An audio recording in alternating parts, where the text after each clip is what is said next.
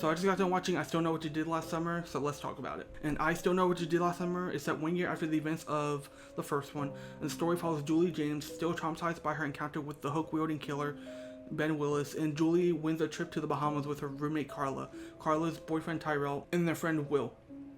But paradise turns deadly when the group realizes they're trapped on the island during storm season. And the Hookman is back with a vengeance. And this movie is more fast-paced. It builds tension through isolation, misdirection, and a series of grisly murders that feel more threatening and more deadly than the first one. In this sequel, Julie isn't just scared; she's unraveling. Her recurring nightmares, hypervigilance, and emotional withdrawal reflect a realistic portrayal of trauma. And the movie uses her psychological state to blur the lines between paranoia and reality, making you question whether like the Hookman is actually with them on this island, or if it's just her trauma and like just seeing these things that are going on. And one thing I really thought when I saw that they're going to the Bahamas, I'm like, ooh, that's really different. That's like, it makes it feel more like a summer movie. And the Bahamas isn't just exotic in this movie, it's a trap, as we see later on. And the resort is empty due to hurricane season, so it's just them.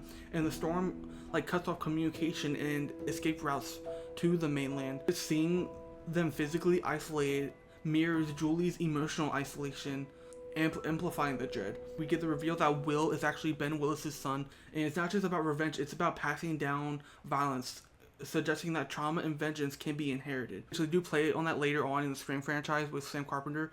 Love her. Will in this movie kind of reminds me a lot of Mickey from Scream 2. They both have the same demeanor and the same mood and tone. Jennifer Love Hewitt's portrayal of Julie is layered in this movie. She's not just a scream queen.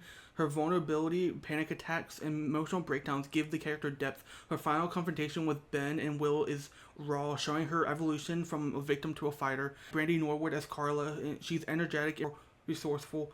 Her performance balances humor and tension as there's a more camp, and she's one of the few characters who actively tries to survive rather than just react to what's going on around them. Matthew Settle as Will, he plays the nice guy convincingly, which makes the reveal by the end more disturbing.